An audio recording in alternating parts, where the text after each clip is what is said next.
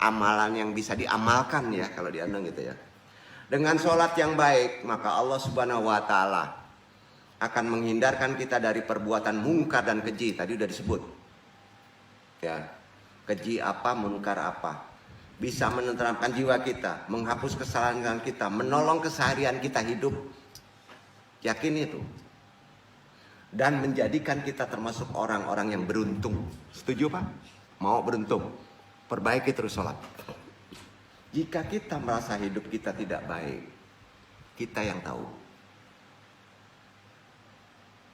Maka ketahuilah bahwa sesungguhnya sholat kita yang gak benar. Jujur. Sholat kita yang gak benar. Bahkan berani meninggalkan itu koplak. Apa namanya? Koplak. Goyang kepala kamu. Bangkang juga lagi. Kok marah-marah? Enggak. Koplak. Kesel. Kita lihat aja sama-sama. Kalau mainin sholat hidup. Sial hidup antum. Bener ini. Jangan mainin sholat. Kalau nggak percaya lawan aja. Nggak percaya juga kafir. Pindah agama. Itu solusi kan? Makanya orang yang pindah agama nggak sholat juga sejahtera. Nggak percaya. Sekarang gini aja, kedepannya yang paling penting di Andong adalah kita berusaha untuk terus untuk memperbaiki sholat. Mau nggak nih? Maksa dong. Iyalah. Pernah nggak dengar ungkapan bahwa begini nih, ini yang salah kaprah pula nih. Jangan jadi orang yang baik, jangan jadi orang soleh, cepat mati nanti jadi murtad aja. Pernah dengar kayak gitu? Pernah kan? Naudzubillah min dzalik. Ungkapan semacam itu, ini filosofi ngaco nih. Memang seringkali didengungkan oleh beberapa kalangan. Hedonis umumnya. Lalu apakah ada penjelasan kenapa orang soleh cepat mati? Tolong jawab. Wafat. Ucapan tadi sempat mencuat naik ke atas. Berurut nih. Ulama muda wafat. Yang terbaru ulama karismatik Syekh Ali Jaber. Usia 44 tahun kan. Sebelumnya Jeffrey Al-Bukhari wafat di usia muda. Ketabrak motor. Jatuh. Lagi naik motor kalau salah. 40 tahun. Kan umurnya. Kemudian Ustadz Arifin Ilham Ajikra meninggal 49 tahun. Kan muda-muda. Jangan jadi orang soleh bro. Cepat mati katanya. Ngaco nih orang ngomong. Andung kasih tahu ya. Bahwa segala sesuatu yang keliru. Apapun yang keliru di otak kita. Berawal dari pemikiran yang kaleru. Setuju? Maka jangan berpikir kaleru. Pemikiran keliru berawal dari membaconan salah, kajinan salah, kaji YouTube, kaji ini, kata orang ini, kata pastor, ngaco, berang pula dong. Jangan salah baca bro, penglihatan salah, lajale gandaruwo, sebut kuntilanak, salah baca, nggak berilmu, gitu. Pendengaran, lajale angin, bisikan katanya, latih, ngaco pak, lajale angin, bisikan, penglihatan yang kaleru, bacaan yang kaleru, awalnya itu. Begitupun dengan ucapan orang baik akan lebih cepat meninggal. Hal itu sebenarnya berawal dari pemikiran orang yang keliru. Bukan kalera ya, maaf ya. Kaleru. Mau disebut pinter gimana kalau otaknya jahlun? Ongrai. Itu ya. Cuma jangan kaku lah gitu ya. Gitu. Maka perlu Andung luruskan. Mau nggak diluruskan bro? Mau ya? Kalau nggak mau ya jangan bangkang ya. Gitu ya. Gini. Ada orang-orang baik yang diberikan umur panjang, ada? Ada? Ada juga yang diberikan umur pendek, ada? Ada. Rahasianya, kematian adalah ketetapan Allah, takdir. Betul kan? Bukan urusan soleh cepat mati. Ngaco. Memang ada banyak orang baik yang meninggal cepat, benar. Ustadz Jeffrey, Ustadz Arifin Ilham dan lainnya. Tetapi umur Abah Anom berapa? 114 bro. Bung Hatta berapa? Mahathir Muhammad gimana? Orang-orang baik kan? Jadi jangan kaleru lah. Kolera namanya. Itu udah jelas begitu aja hukumnya. Begitupun ada juga orang muda yang meninggal dalam keadaan su'ul khotimah, mati jelek. Misalnya meninggal dalam keadaan overdosis, meninggal karena pengaruh pil anjing gilo. Aduh Pak, itu artinya semua sudah menjadi ketetapan Allah. Ya kan? Jadi kalau berbicara soal su'ul khotimah, ya, tidak ada yang lebih menakutkan bagi seseorang selain meninggal dalam keadaan ini. Tolong renungkan Pak. Benar-benar Andong bisa nangis tuh kalau begini. Itu yang paling kita takutkan. Karena ada orang sholatnya lama, ibadahnya bagus, hajinya puluhan kali, matinya su'ul khotimah. Aduh, pedih banget itu. Ada kan? Paling menakutkan Pak. Rasulullah mengingatkan kepada umatnya bahwa akan ada orang-orang yang meninggal dia dalam keadaan tidak baik dan mengerjakan amalan-amalan penghuni neraka. Sampai-sampai Rasulullah bersabda, dan sungguh ada seseorang yang mengamalkan amalan-amalan penghuni surga sehingga tak ada jarak antara dia dan neraka selain sehasta, 2 hasta, lantas takdir mendahulinya sehingga dia melakukan amalan yang sebentar saja masuk neraka sehingga dia memasukinya. Hadis ini sahih loh, riwayat Bukhari. Itu yang perlu kita takuti dalam hidup. Kaya miskin biasa Pak. Jangan sampai kita mati su'ul khotimah. Setidaknya ada 3 hal yang menyebabkan sebab asbab meninggal dalam keadaan su'ul khotimah. 3 hal itu pengen tahu penyebabnya. Su'ul khotimah ini Al-Quran menjelaskan, disebutkan dalam beberapa hadis Nabi Muhammad SAW. Pertama, penyimpangan akidah dari pola berpikir yang salah. Salah baca, salah dengar, salah lihat.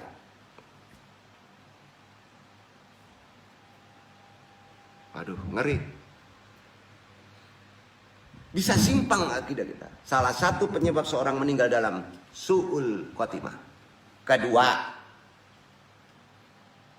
berpaling dari Allah, membangkang Allah, melawan Allah, mengecilkan nabinya. Di antara musibah besar yang menjadi penyebab su'ul musibah. Bukan khotimah lagi, musibah. Kalau bapak melawan Rasul, melawan Allah, maka su'ulnya menjadi musibah. Belum mati. Bukan khotimah. Ada aja musibah. Dan itu hadis. Dan itu Quran. Ada su'ul khotimah, ada su'ul musibah. Kalau khotimah awal tadi jangan menggeser akidah. Allah kasih panjang umurnya. Tapi kalau sudah melawan, membangkangi perintahnya, su'ul musibah bro. Ngeri. Musibah terus menerus. Cobalah tunduk syariat, perbaiki terus menerus sholat kita. Dengerin. Yang andung kaji ini coba pikirkan salah atau enggak. Kenapa andung ngaji ini seperti berang-berang ini? Seperti marah ini. Untuk kita kan? Untuk yang duduk juga. Ketiga, bisa su'ul khotimah loh Pak. Munafik. Banyak yang munafik. Salah satu munafik apa sih? Ente sholat benerin, maki-maki orang, ya, perangainya salah. Zikir yang kuat, harus talqin. Maboknya juga munafikun, suul khotimah. Ayo. Ngapain? Kata Nabi. Nggak ngeri kita.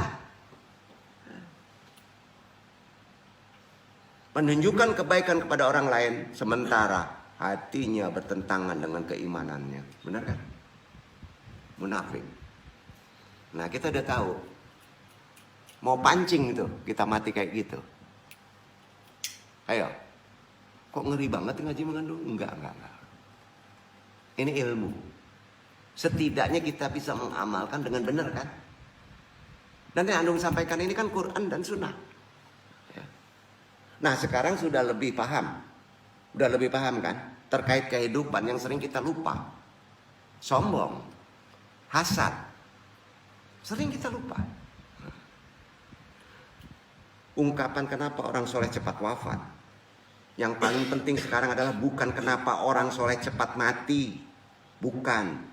Pemikiran yang kayak gitu kan kaleru. Ya kan? Nah, ada yang lebih penting. Apa? Untuk ikhwan yang muda baik pun yang tua. Karena mati tidak melihat usia muda, tidak melihat usia tua. Betul kan? Yang paling penting sekarang apa Pak? Sudah siap kan? Sudah siap ikhwan? Antum apabila ajal menjemput? Sudah siap? Ayo. Nggak ada yang tahu besok, ada yang bisa dipanggil dulu. Setuju Pak? Sudah siap nggak kita? Kalau ajal kita menjemput, itu prioritas. Perbaiki sholat. Dunia udah kayak gini. Sekali lagi, yang lebih penting sekarang, sudah siapkah kita apabila ajal menjemput? Amalan apa saja sih dong yang dapat menjadi bekal terbaik dalam ajal menjemput? Itu yang paling penting. Kematian itu kan rahasia Allah. Makanya kita harus serius di sini. Karena itu rahasia. Tidak ada yang tahu kapan dan di mana seorang akan meninggal. Nggak ada yang tahu. Namun persiapan harus selalu dilakukan dong. Kitab suci Al-Quran menyebutkan bahwa takwa sebagai sebaik-baik bekal. Kan gitu. Tadi udah dijelaskan. Allah subhanahu wa ta'ala berfirman. Kuatkan lagi. Al-Baqarah 197. Andor. Penggalan terakhir. Watajawadu fa inna khairaz zadi taqwa wa takuni ya ulil albab. Berbekalah. Dan sesungguhnya sebaik bekal adalah takwa. Dan bertakwalah kepadaku. Hai orang-orang yang berakal. Berakal. Hai orang-orang yang punya akal. Hai orang-orang yang punya akal. Kalau nyebut otak gak enak. Dalam menghadapi kematian, hai orang-orang yang berakal, setiap muslim wajib perlu menyiapkan bekal. Setuju? Setuju? Karena mati rahasia Allah. Enggak ngelihat muda, enggak ngelihat tua. Jadi prioritas persiapan mati. Iya, bukan persiapan cari bini, bro. Bukan, nomor sekian lah bini. Belum berbini bisa mati, Pak. Gitu kan. Siapkan bekal. Bekal tersebut setidak-tidaknya meliputi 6 macam. Tutup kaji. 6 macam ya. Pertama, transendensi yang bertolak dari kekuatan iman kepada Allah Subhanahu wa taala. Transendensi menunjuk pada kemampuan manusia menyeberang, melintasi batas-batas alam fisik menuju alam rohani yang tak terbatas. Jangan menolak. Makanya di Andong diajarkan yang disebut barzah. Apa yang akan terjadi di barzah? Sampai Pak? Itu sebabnya ciri yang mula-mula dari orang takwa adalah transendensi yu'minu bi'al ghaib. Mereka yang beriman kepada yang ghaib. Sampai Pak? Siapkan Anda percaya kepada yang goib kalau Quran menyebutkan, kalau gurumu menyebutkan. Karena Anda akan memasuki ke dimensi ruhani. Persiapan mati. Nggak enak ngaji. Enggak, ini bener nih ngajinya. Ini di Al-Baqarah ayat 3. Kalau ingin siap mati, ingin baik mati, tidak su'ul khotimah. Kata Allah, yuminu bi al goib. Kuatkan percaya kepada yang goib. Kedua, distansi. Kemampuan menjaga jarak dari setiap godaan dan kesenangan duniawi yang menipu. Al-tajafa bidar al-gurur. Kurangi Pak kesenangan hedonis yang sifatnya menipu. Dunia udah reot. Sampai Pak, perkuat taklim. Kafe ke kafe, kafe ke kafe, taklim kalah, ngaco. Bukan nggak boleh kafe, profesi dong ya nggak apa-apa. Distensi merupakan kunci keselamatan. Ketiga, kapitalisasi. Ini positif nih. Dalam arti kemampuan menjadikan semua aset yang dimiliki sebagai modal untuk kemuliaan akhirat. Mobil untuk akhirat. Betul kan? Bank untuk akhirat. Bunga untuk anak yatim. Gituin dong. Susah banget sih. Kapitalisasi itu. Persiapan kita akan masuk ke alam ruhani. Penting untuk diingat bahwa kapitalisasi hanya mungkin dilakukan kalau orang itu percaya kepada Allah, percaya kepada yang gaib. Benar kan? Gimana mau kapitalisasi untuk akhirat kalau dia nggak percaya kepada yang gaib? Benar kan? Itu gunanya di awal percaya yang gaib. 4. Determinasi. Dalam arti memiliki semangat yang kuat, kesungguhan mengarungi kehidupan. Determinasi ini tak lain adalah perjuangan, jihad, usaha. Dalam Islam, perjuangan tersebut bersifat multidimensional, multi quotient, multi perjuangan fisik, jihad intelektual, ijtihad spiritual, mujahadah. Berat hidup kamu kalau tidak seperti ini. Itu yang keempat. Tapi kenapa jadi ringan? Pengen ringan? Karena kita serahkan kepada dia. La haula wa la quwata illa billah. Bukan kuasa kita, bukan kemampuan kita bro hidup ini. Sebenarnya kalau kita sudah serahkan kepada Allah. Seperti itulah bekal terbaik sebelum ajal menjemput. Apakah antum sudah mempersiapkan bekal tersebut? Mikir bro. Berakal bro. Nggak enak kalau disebut otak ya. Maaf ya. Gitu. Allah subhanahu wa ta'ala menciptakan jin dan manusia dengan tujuan umatnya adalah untuk mengabdi, beribadah hanya kepada Allah. Setiap tindakan manusia nanti ditagih loh. Ditagih di akhirat loh. Setidaknya ada 5 yang bertanggungjawabkan di hadapan Allah. Ada 5. Setiap detik perbuatan manusia selama hidup di dunia menentukan kehidupan di akhirat setiap detik. Setiap detik. Apakah mereka pantas ditempatkan di surga atau neraka? Setiap detik menentukan. Karena itu Allah berfirman di Al-Kabut 64 baca.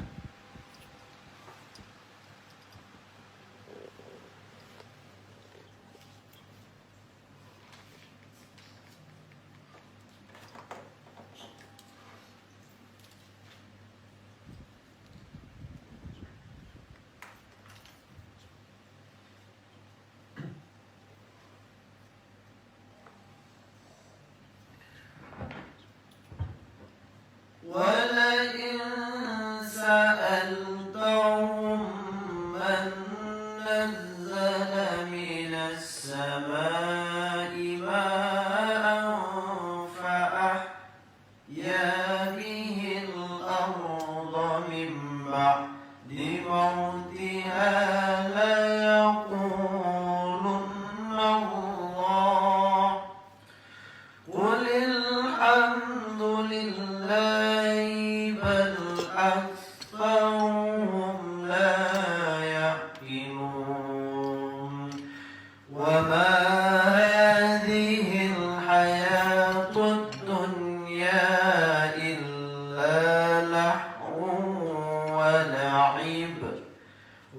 وإن الدار الآخرة لهي الحياة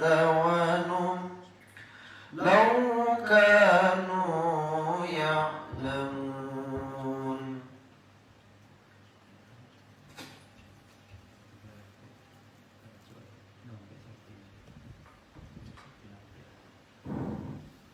Dan tiadalah kehidupan dunia ini melainkan senda gurau dan main-main. Dan sesungguhnya akhirat itulah yang sebenarnya kehidupan, kalau mereka mengetahui.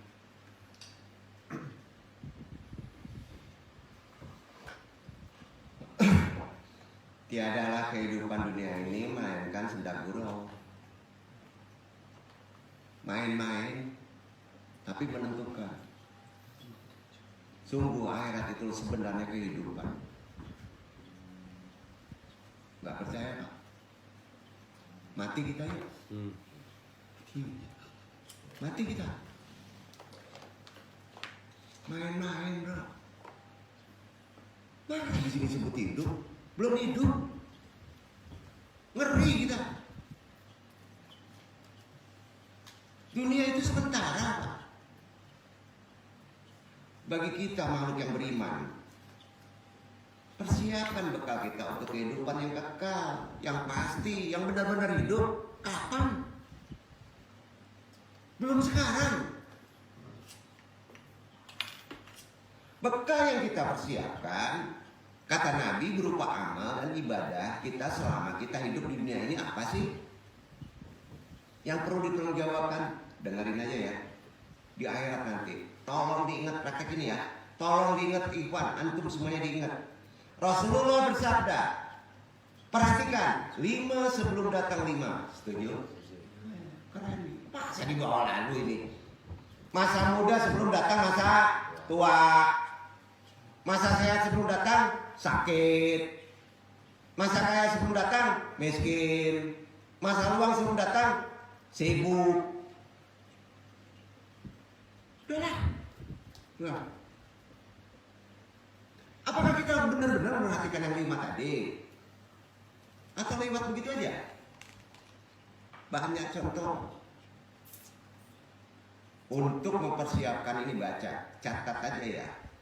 An-Nisa itu terdiri atas 176 ayat. Supaya kita di alam selanjutnya tidak bermasalah. Amalin ini. Kenapa mesti diamalin? Penuh paksa. Karena bapak-bapak besok mati. Besoknya nggak tentu ya. Besok bisa besok. Karena yang menentukan ketepatan adalah Allah. Bapak-bapak besok pasti mati. Betul, percaya? Percaya? Nggak percaya sudah. Persiapannya ini nih. An-Nisa itu kan terdiri dari 176 ayat. Tergolong surat Madaniyah. Dinamakan An-Nisa karena artinya wanita, padusi.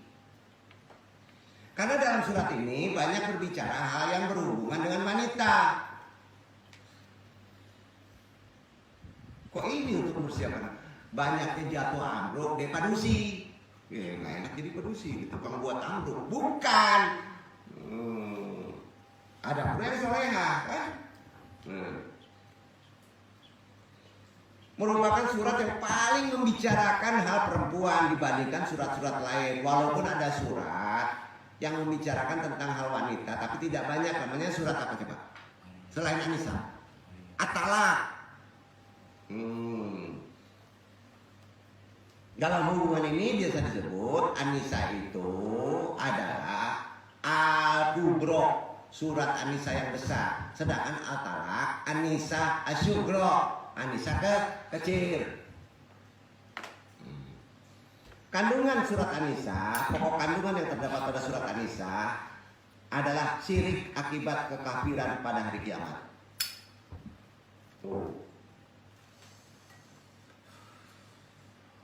Isinya ya, hukum poligami, mahar, memakan harta anak yatim, hukum waris, faraid. Semua ini Pak akan jadi masalah nanti di alam kedua. Hati-hati Pak.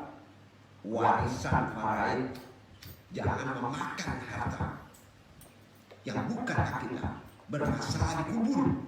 Ya.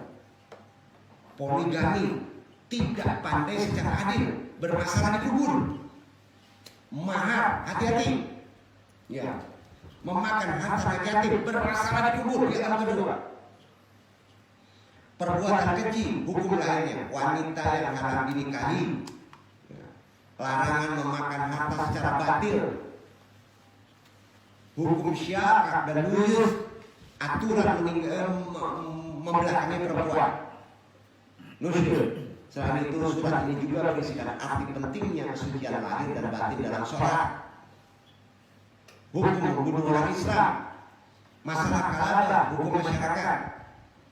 Jadi fadilahnya An-Nisa ini dari Ibnu Mas'ud berkata, sesungguhnya dalam surat An-Nisa ada 5 ayat, 5 ayat,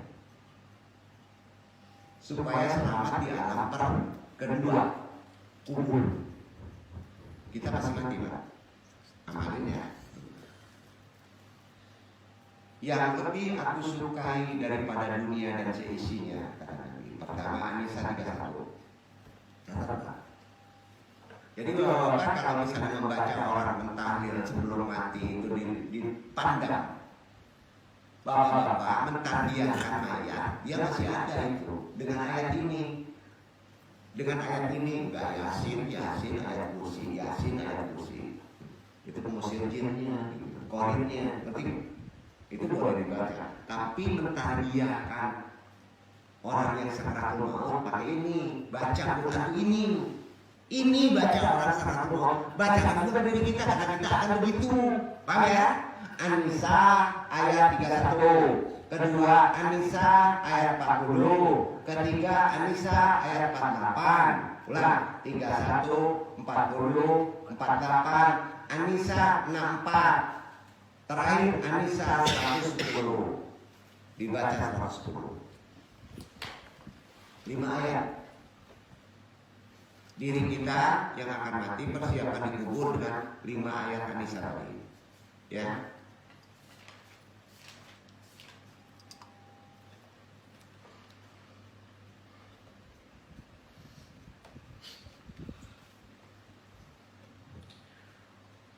ومن يعمل سوءا أو يظلم نفسه ثم يستغفر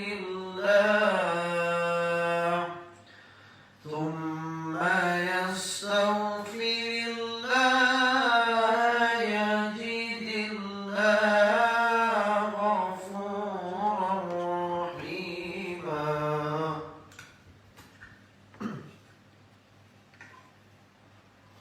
Dan barang siapa yang mengerjakan kejahatan dan menganiaya dirinya, kemudian ia mohon ampun kepada Allah, niscaya ia mendapati Allah Maha Pengampun lagi Maha Penyayang.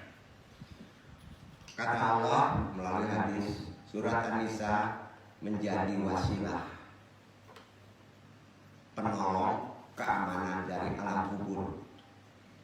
Karena itu rutinkan surat tadi, baik yang sedang sakaratul maut maupun untuk diri kita sendiri. Ya. Yang kedua, disambung surat An-Naba. Ya. Surat ke-78 dalam Al-Quran tergolong surat Makkiyah 40 ayat. Surat An-Naba berisi pengingkaran orang musyrik terhadap adanya hari kebangkitan. Selain itu, kekuasaan Allah yang terlibat dalam alam sebagai bukti adanya hari kebangkitan. Peristiwa yang terjadi pada hari kebangkitan, ajab yang diterima orang-orang yang mendustakan ayat-ayat Allah, itu makanya tergabung dengan surat An-Naba, 5 surat An-Nisa, kemudian sambung dengan An-Naba. Ya. Rasulullah berkata dari Abdullah, barang siapa yang membaca amma yatas'alun. Amma yatas'alun itu surat An-Naba, maka tidaklah berakhir 1 tahun apabila ia membacanya secara istiqomah setiap hari hingga ia dapat berkunjung ke Baitullah yang mulia, insya Allah. Itu amalan lain. membaca An-Naba, bapak-bapak insya Allah bisa haji. Ya, itu amalan khair, tapi tidak tergabung dengan An-Nisa. Tukang bubur naik haji, Pak. Ya. Di antara An-Naba 1 sampai 10, fadilahnya rezeki berkah. Jika kita membiasakan diri baca An-Naba,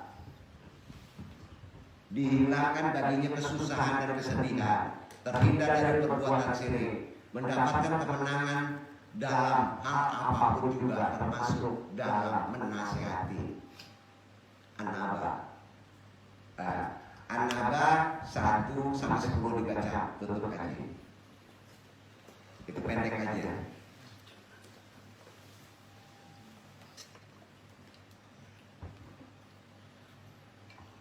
عما يتساءلون عن النبأ العظيم الذي هم فيه مختلفون كلا سيعلمون ثم كلا سيعلمون ألم نجعل الأرض مهادا والجبال أوتادا وخلقناكم أزواجا وجعلنا نومكم سباتا وجعلنا الليل لباسا.